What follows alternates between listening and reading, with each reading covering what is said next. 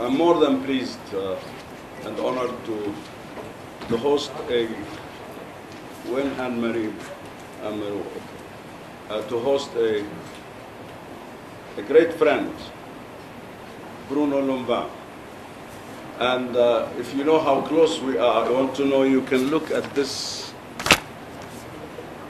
cartoons booklet, in which the artist is this same man, our distinguished speaker, and a leader, world leader on competitiveness by any criteria. He's actually recognized the top leader in the world.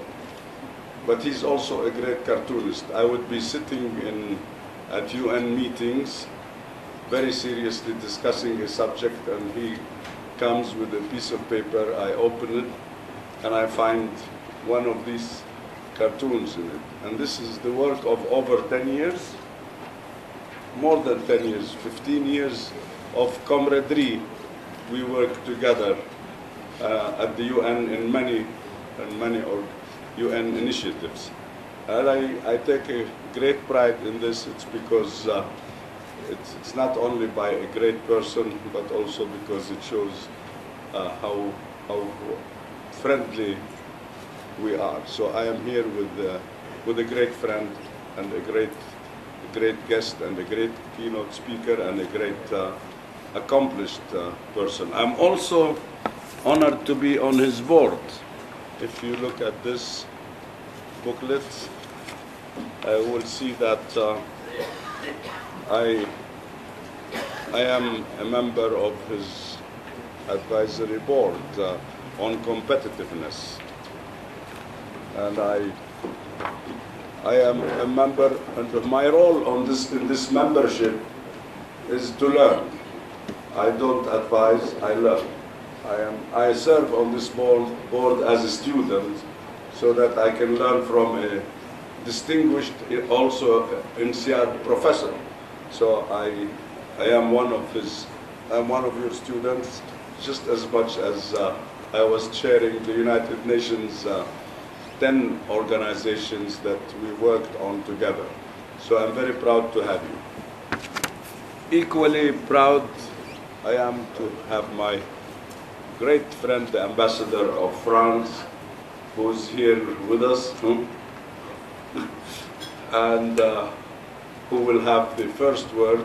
I'm only talking to, I'm doing the introduction, but I asked His Excellency if he would be kind enough to make a statement at this important meeting. And let me tell you why I'm holding this meeting and why I have managed to convince His Excellency Bruno Lanvin to come. Because I'd like, at the end of the day, to establish a Jordanian Competitiveness Center.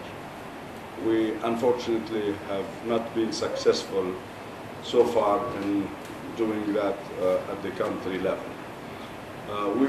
We don't have to do it government level. Actually, as probably Bruno would correct me, Harvard University hosts the competitive center.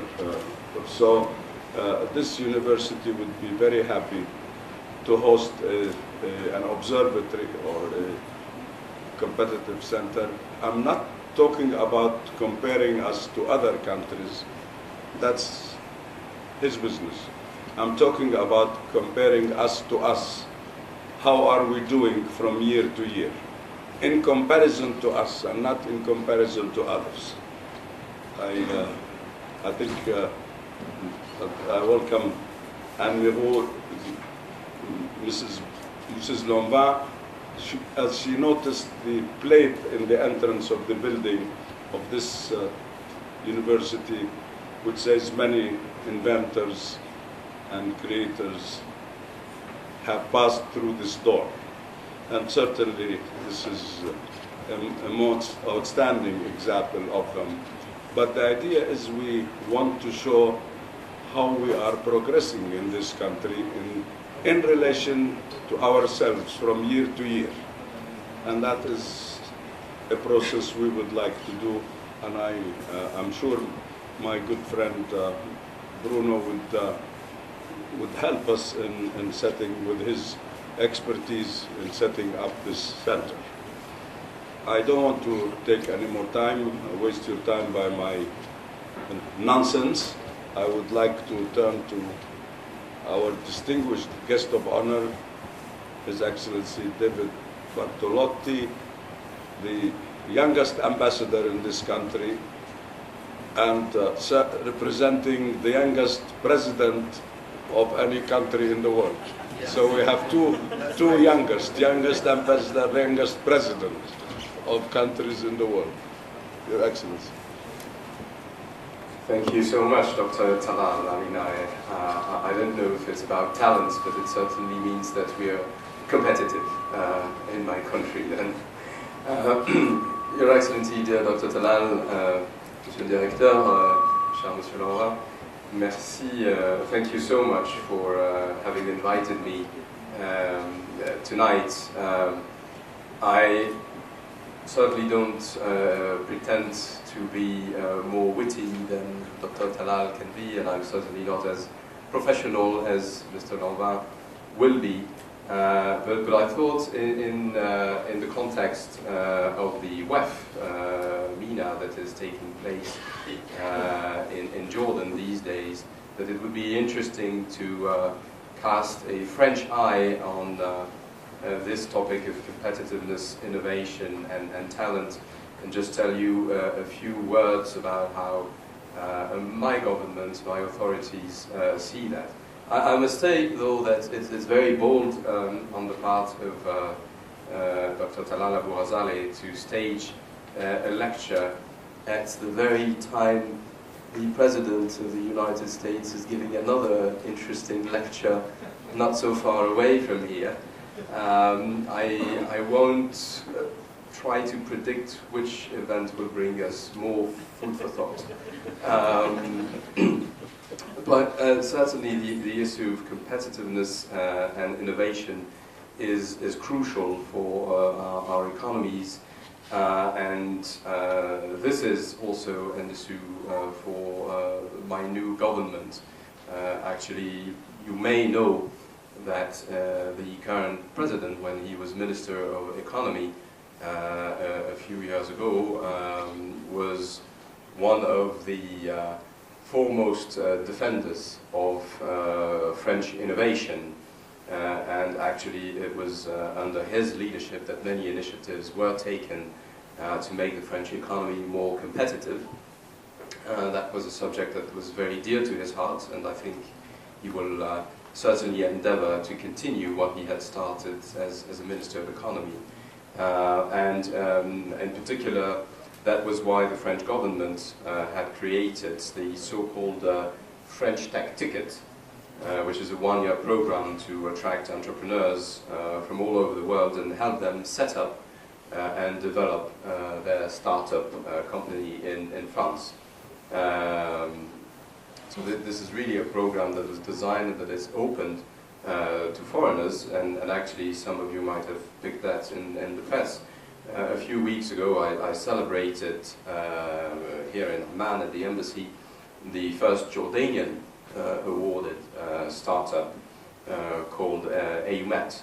And this company, which is active in the medical sector, will benefit from many advantages of the program, amongst them a substantial funding amounting to 45,000 euros and a 12-month incubation in France, in the case of that company in Normandy. But beyond this specific program, France strongly believes in general in the role of economic ties between countries, which contributes to enhancing competitiveness and innovation. And I think that the French-Jordanian economic relationship is a good case in point when it comes to fostering innovation. Of course, there's the size of the French investments in Jordan, more than 1.5 billion dinars, but beyond just the amount of money, which doesn't say it all, there is really the innovation that those investments have brought to Jordan and Jordanian citizens in particular. And I would just like to give quickly 4 examples. First, still in the ICT sector, there's of course the role of Orange as a major player in the creation of a very competitive and booming ICT environment here in the kingdom. They have set up here in Jordan their regional technocentre or sort of technical center. That was already in 2008, and basically this is the place where Orange, the group Orange, defines its new products and mobile or web services for 20 countries in the MENA and Africa regions. And this is done from here, actually not very far from here, literally. Orange Jordan has also established the Business Innovation Growth, or BIG, which is a startup accelerator program aimed at Jordanian businesses, and some great success stories have already emerged out of it, like the digital audiobooks publishing house, Masmoor, the digital games publisher, Play Arabi, or Digat, which is specialized in data distribution technologies.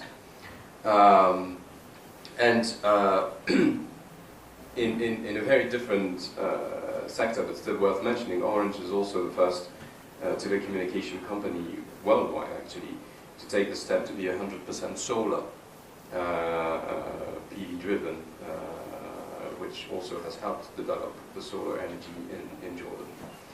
Actually, that's a good transition to my second example, which is energy, where I always like to take Total as an example, now operating 39 service stations in the kingdom, providing a complete range of products and services. And really many Jordanians have told me personally how the arrival of Total in the country has transformed your petrol station experience and has made it more efficient and more enjoyable, where you can enjoy basically anything from a coffee break to the full service of your car.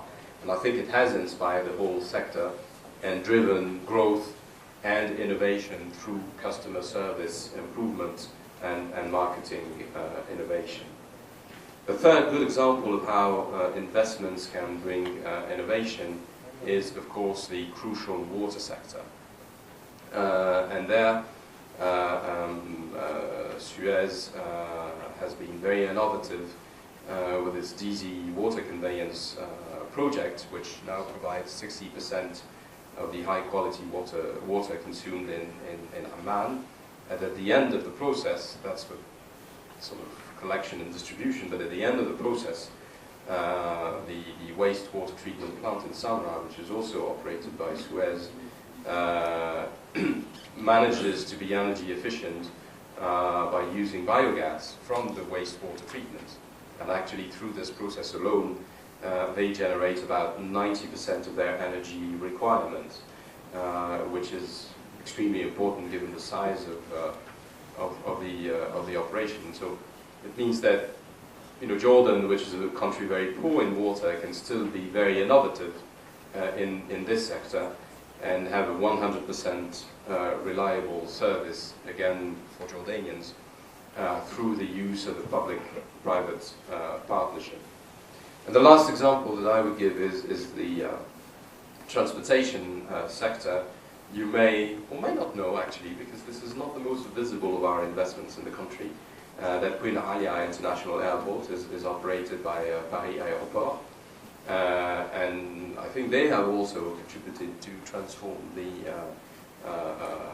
traveler's experience and made Queen Alia into a very modern and even model airport for other airports in the region. I mean, they have won many awards of best airports in the Middle East. And there again, Aéroport has been very innovative at that time on the financial side of the equation to help the Jordanian government come up with a financing and rehabilitation scheme of the airport's facilities. Again, actually through a public-private partnership, which is a good example of how the private sector can bring innovation to public service.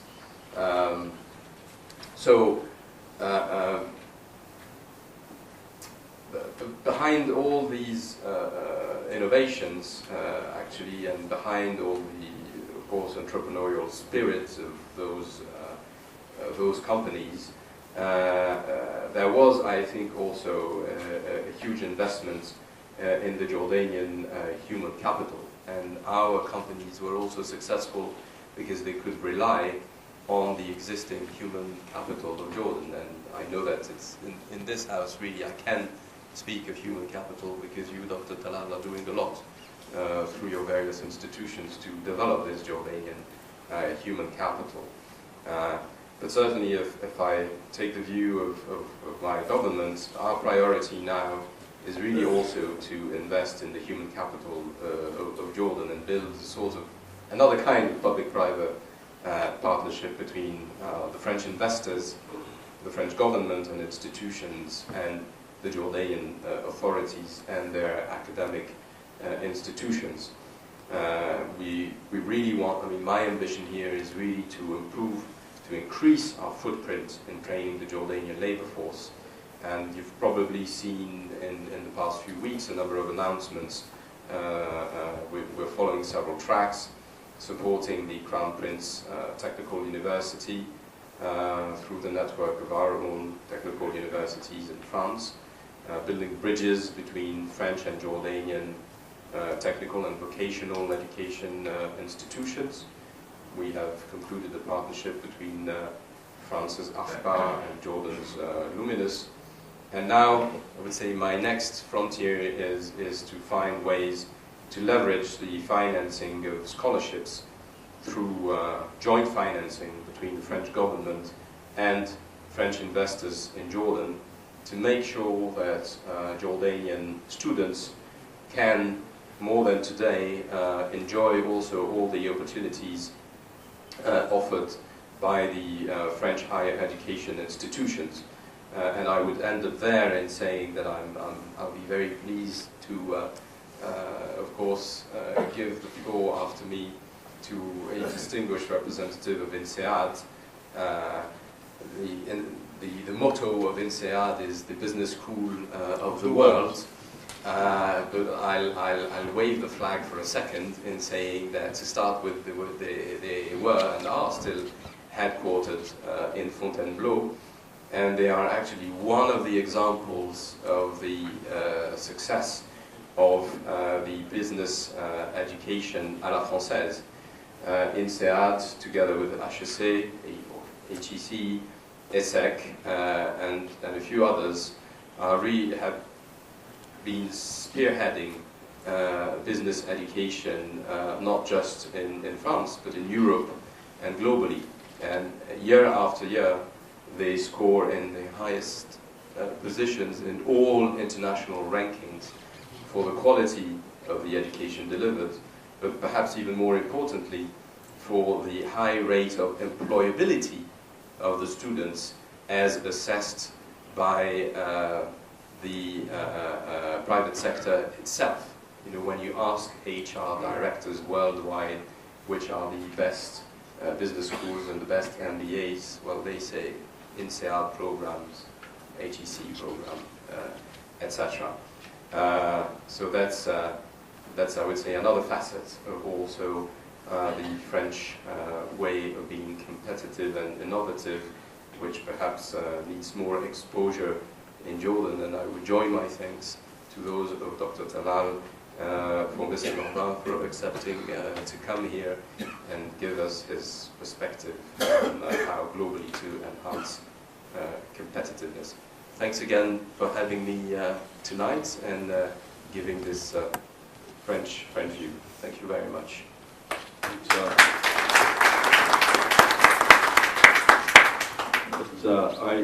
I really sincerely thank you, and I don't want to, again, take the time from our keynote speech, but perhaps France is a little bit under-understood when it comes to education in this country. And I think we need to do something about this. David knows how much I love France. I was in 1985. I received the Légion d'honneur, which is a matter of great pride for me. I don't have any suit without the sign for the Légion d'honneur, and it was because I helped small business and medium-sized businesses who didn't have the capability to market their products in the Arab world individually. I helped them in promoting SMEs in the Arab, French SMEs in the Arab world.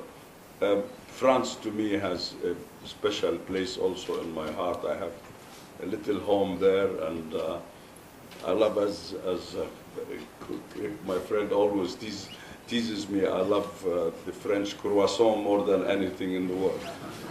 So I think I would like to offer that a team of yours from the French side and from this organization can probably work on an awareness campaign about the availability and the distinction of French education.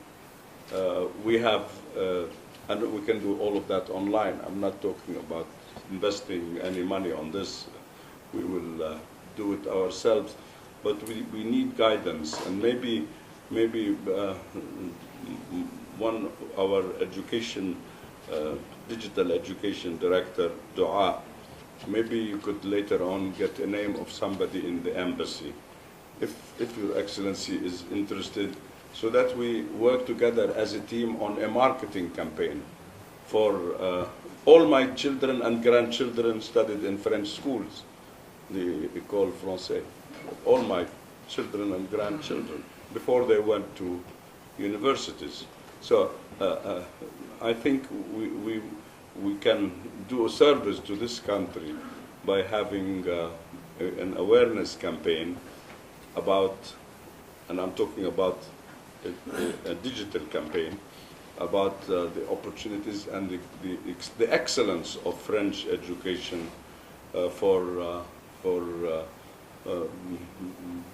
and like we are doing with other countries, major countries in the world, maybe we could develop an introductory program in French online, and also to be broadcast on our FM.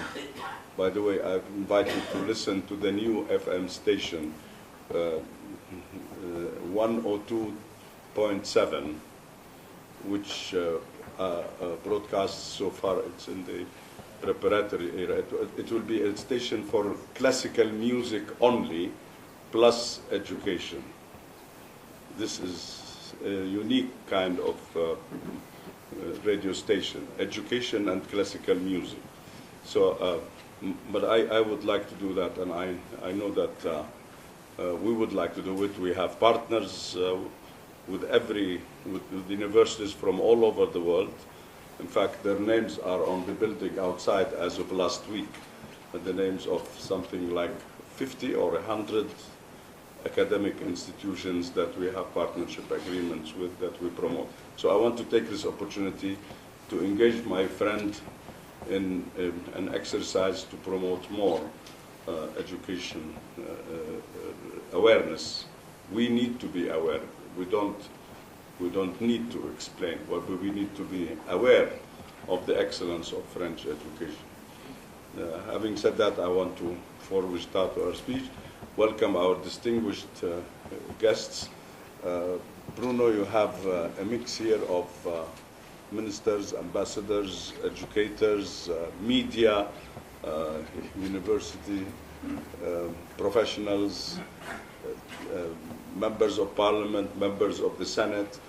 We have a special mix of every stakeholder in this country. So, so that you know you're addressing a mixed kind of expertise and knowledge in this country. I'm very proud of all of you. I thank you, Excellencies, and friends, for being here, and the word is yours. Thank you.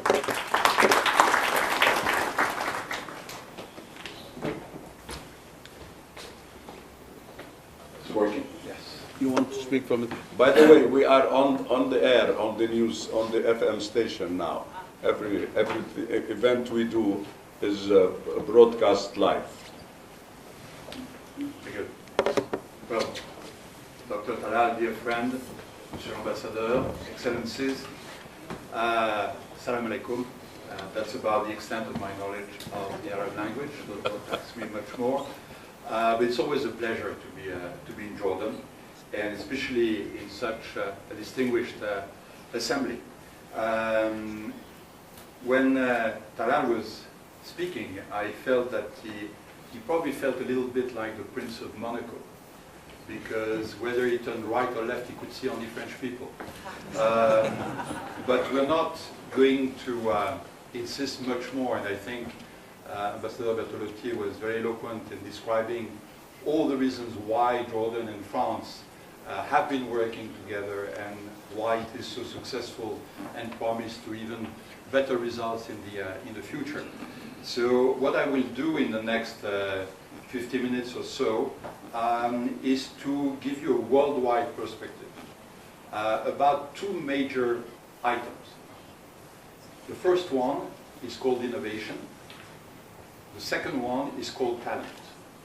And all of that under the common heading of why. Why would we want innovation? Why would we want talent? And my hypothesis is that competitiveness is a good way to steer energy, to gather energies, and to motivate people. There might be many other reasons to want to be innovative or to want to be talented, but this is the starting point I will take. And largely because by training, after being a mathematician, I've been an economist. And as you know, the first economist ever, who was the first economist ever? Talal knows this. Of course, Christopher Columbus. Christopher Columbus was the first economist ever because when he left, he had no idea where he was going. When he arrived, he was not at all where he thought he was, and all of that on public funds. So let me, which is not totally true, by the way. We have a clicker? Yeah. Okay, so I will use the others. Okay, so what I'm doing... What Bruno is trying to summarize is these two books. So this is his work. Maybe we will get the slides. If we don't get the slides, I will just redo the 14 other pages, and you will know what is in the report. By the way, this report are plenty of good things. They are not academic reports. They are tools for action. They are there to be contradicted by reality. So if you think anything good in these reports, remember I am one of the co-authors. If you see anything bad, remember we have an advisory board and you can blame me. True? Okay, so I will hop back and forth trying to keep a contact with the audience and the machine where I need to press some keys. So that's the title, Innovation, Talent and Competitiveness. And I will insist on how Arab countries, I took Arab countries more than MENA countries for reasons you will understand in a minute, can lead what I call inclusive prosperity. As you know, this is an expression that has been heard during the French presidential campaign. It is also a theme that has been developed in various places, including Harvard University 4 or 5 years ago with the Summer Bowles report, the concept of inclusive prosperity. That if you want to reduce inequalities, if you want to have more inclusive societies, indeed prosperity is the best way to do that. But you have to design it to achieve that goal. Okay? So I will, can go back to the previous one. I will try to go through these 5 steps, starting by just asking a simple question. What is innovation? I'm sure we all have ideas, and as Dr. Talal just reminded us, when you enter this building, the plate says many innovators and producers have passed through that door. Actually, most of them passed it twice, once when they were invited, once when they were kicked out. So I try not to be kicked out after having to say what I have to say. But clearly, we are in the house of innovation. Okay, so I'm not preaching and convinced here. I will try to give you a slightly different perspective on what it may mean, not just for you and me, but for people who may have different ways of thinking about the world. Think of Chinese entrepreneur getting into a new market in Africa. How would they see innovation? Or Brazilian manager trying to break into the Argentinian market. How would these people look at innovation, and how can we help making good decisions in that area? And then I will try to describe the fact that it is not possible anymore to think innovation in a national context. Innovation is by definition global, and I will go through very simple steps to explain that. Before moving to the talent side, that is, if we combine talent and innovation, what kind of picture do we get about the world? Who is leading? Who is lagging? Where are the biggest, most interesting moves and best practices? And that would lead me to try to say a few words about this part of the world, about the MENA region and Arab countries, and to identify what could be the routes for further success, and what are the obstacles that need to be addressed. And conclusions would be more on the policy side. I would like that to be as much of a conversation as possible. So although we have reserved some time for questions and answers, if something is totally arcane, ununderstandable, use any part of your body you want, wave, shake, etc. I will try to read body language. Raise your hand if there is an immediate point you want to make. This is absolutely untrue. This data about Jordan is wrong by a percentage of 500%. That will be part of the conversation. So also remember that when we produce these 2 reports, and we do that every year, we try to make every report better than the one we had the year before. And the only way we can make it better is by receiving criticism. So I would be very grateful for any objection of that kind. Now, let's start with what is innovation. Innovation can be defined as a triangle. It's a component of 3 fundamental elements. At the top, it's about ideas and people. Okay? There's no innovation if there's not somewhere an innovative idea or an innovative person. But it's also markets. An innovation remains a good idea until it finds a market, until it finds users. And you could think of many good ideas that never turn into innovation for various reasons, one of them being that there was no market for it, there was no interest. Funding is the 3rd element. Innovation is expensive. One of the reasons why it is expensive is that it is a risky business. When you start something innovative, the probability that you will fail is high.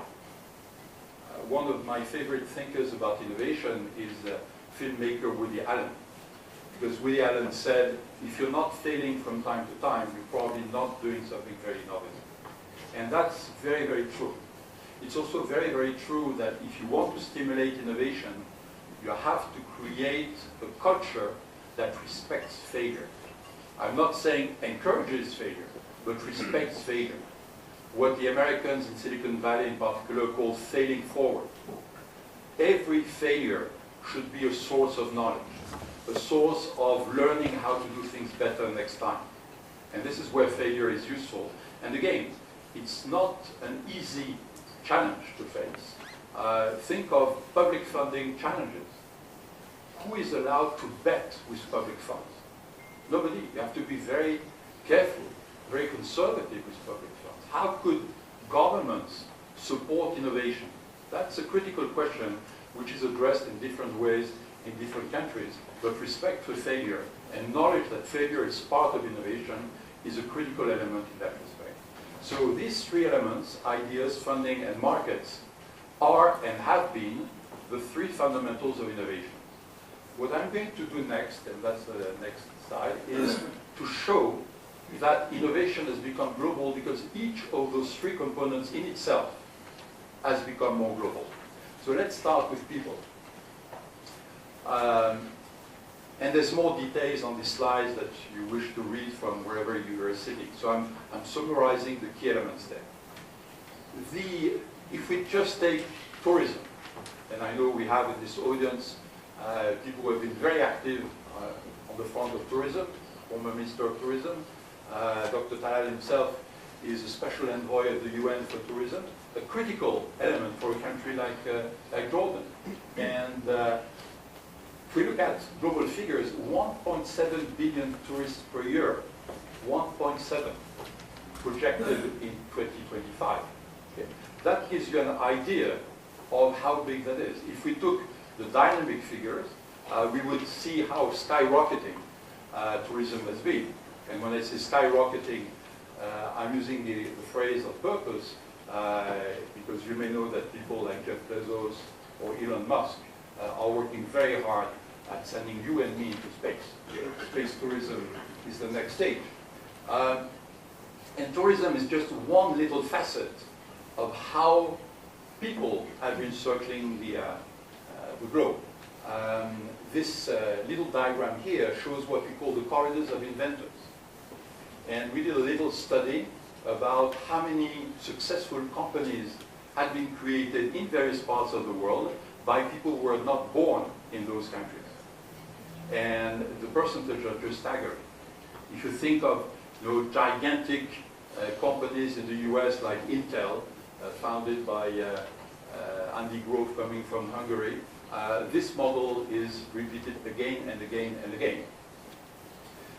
Clearly, brain circulation, as we call it, is becoming part of the global way in which we manage talent. And I'm not mentioning data about business traveling and other evidence showing that indeed people move across borders. The key sentence is here. Openness is key. If indeed we live in a world where people circulate, ideas circulate, no innovation, no innovative idea, no innovative person can ambition to be innovative by staying in their own room, in their own building, in their own city, or in their own country. This is becoming less and less feasible. So just from the point of view of the people and ideas component, we have a globalization trend. Second, if we look at markets, it's even more obvious. The markets used to be souks. They used to be the place where physically you would bring your goods and people would come and buy them. Okay? The whole Fernand Braudel, for instance, tracked back the history of capitalism to the 15th century and the existence of fairs in Western Europe. Okay? Places like Brno, like Ghent, which are not among the metropolis today, were major fair places and were physical markets, which saw people exchange goods in a physical way.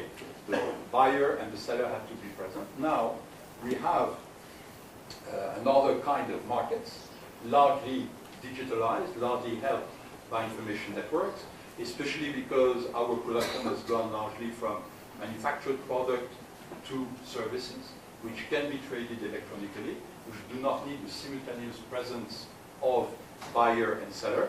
So this has had a great influence on the globalization of market. I would even push it a step further by saying that even for manufacturing, we are moving to digital exchanges. Think of what 3D printing is.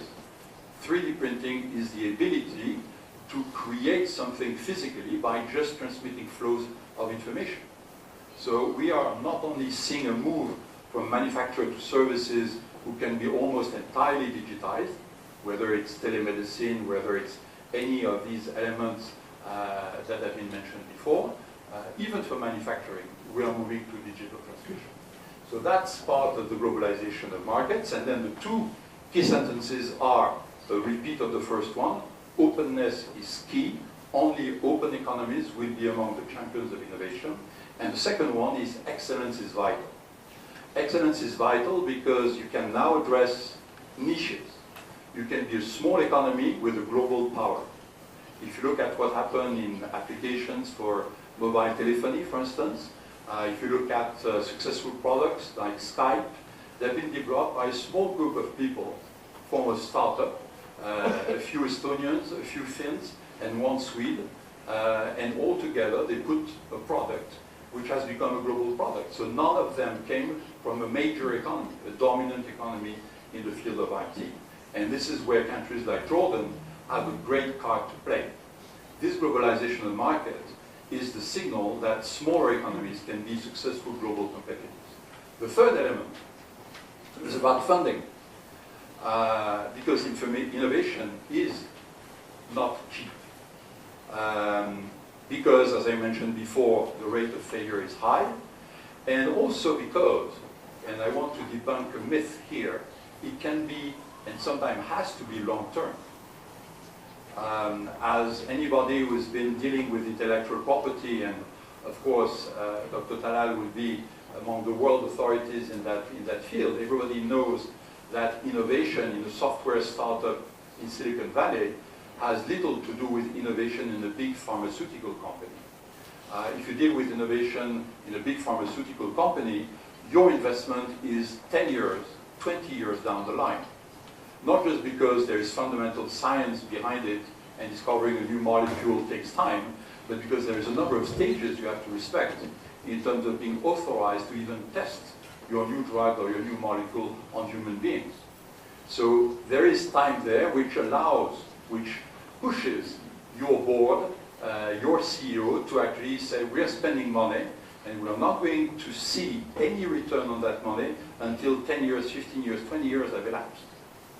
As opposed to a startup in Silicon Valley who can produce a new app in 24 hours and have it to market in 36 hours. So there is a big discrepancy between the ways you want to do it, but it's generally very costly. I'm not getting into the detail of how IP is distributed worldwide between the major companies like Google and others, but basically the simplified message is this is costly. And this has pushed globalization in its own right on the field of funding. If you look at VC in Silicon Valley, 90% of the VC is local. That is, 90% of the VC funds available in Silicon Valley go to local companies, and 90% of the funds that these companies receive comes from local VCs. So there's, you might say, there's little internationalization of the funding of these companies. This is changing. It's changing very fast. Crowdfunding is one aspect, but there are other elements, especially through the use of fintechs, that allow a more global funding of innovation. By and large, out of the three, people, markets, and funding, this is the one which, surprisingly enough, is probably less globalized than the other two. But it's a matter of time, and again, as I mentioned before, it's changing very, very quickly. So the three components of innovation, people, ideas, markets, and funding, have all accelerated in terms of globalization. So it should be no surprise that innovation itself has internationalized and become a global kind of phenomenon. So far, so good? Clear enough? Yes. Okay. Let me try to bring complexity at the level of total confusion now. By showing something you can absolutely not read from where you stand. This is a typical page of these two reports that you've seen before. We have a page per data, we have a page per country. I will get into the detail of what the model is in that area. But before I do that, I just want to give you the big picture of the first of the two products that I'm describing today, which is the Global Innovation Index. The Global Innovation Index was created 10 years ago. We'll be launching next month in Geneva the 10th edition of the report. One has to remember that this kind of indices are not a rare species in the world. There are plenty of global indices. the life expectancy of these indices is 18 months.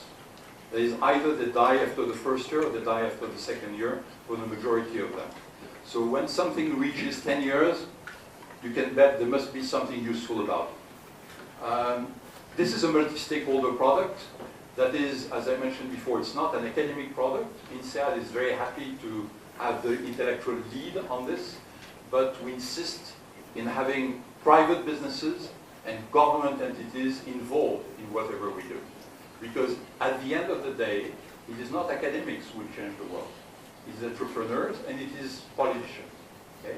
These are the people who will create jobs, who will create the environment, who will do what is necessary to improve the standards of living of people. So if these people are not using our report, we better stop producing them. So it has to be a multi-stakeholder product. It gives the holistic view of information. Clearly, intellectual property is important. That's a critical element of innovation. But we believe that it is not just by tracking the number of trademarks and patents and licenses that we're going to see who is really innovative in the world. We need also to see whether the companies that operate in various countries are encouraged or discouraged to innovate or from innovating. We also want to know what are the obstacles to innovation generally. Is it cultural? Is it in education? Is it in the fiscal and regulatory environment? These are elements which are not innovation specific, but we believe are very important to track if we want to help countries to become more innovative in the future. We do that for 128 economies, basically all the economies for which we have data. And 128 is not bad. It's actually much better than what exists worldwide for these kind of indices. It is 98.7% of world GDP, the countries covered.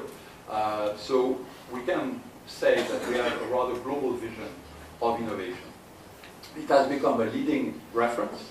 And what we see, and it's a little scary at times, I must say, is an increasing number of governments who are actually using the GII as the basis to define their own innovation strategy. When it started to happen, we were very scared by that. We said, hey, wait a minute, we are not sure we are totally describing the world. There may be things we have forgotten. And all of them said, let us try it. And very quickly, word of mouth, contacts, etc., we have an increasing number of governments who are actually asking support to better understand the methodology and, more importantly, to turn it into action in their own environment. And last but not least, I mentioned it at least 6 times already, it is not an academic report, it is a tool for action. You are part of action, so any feedback you give us, especially if it is negative, is very precious to us. But we accept compliment as well. Now, having defined innovation as this triangle, and knowing that you cannot improve what you don't measure, that's a very fundamental principle we operate on. The reason why we want to measure innovation is to allow national economies to improve their performance of innovation. What is the model? Well, the model looks a little bit like that when the slides have not been transformed from one PC to another operating system. Basically, we look at 5 pillars, on the input side and 2 pillars on the output side. On the input side, basically, we look, as I mentioned before, in a holistic fashion at what countries are doing to stimulate innovation. And because it's holistic, we look at things that have little to do with innovation in their own definition. We look at institutions. Okay? Is the country we are looking at a country where rule of law has a meaning? Can you enforce a contract? Can you hire and fire people? If you go to court, do you have to bribe anybody to have a hope of winning? Do you have to be the cousin of somebody to have a hope that justice will be there? Or is it a more efficient kind of system? This is the kind of element that have to do with institution, with the regulatory environment, with a number of other elements that we call the enabling environment. And then we look at various components. That is, how much is being spent on human capital and research, which includes education, for instance. But we also try to go a little farther than just figures of education and enrollment.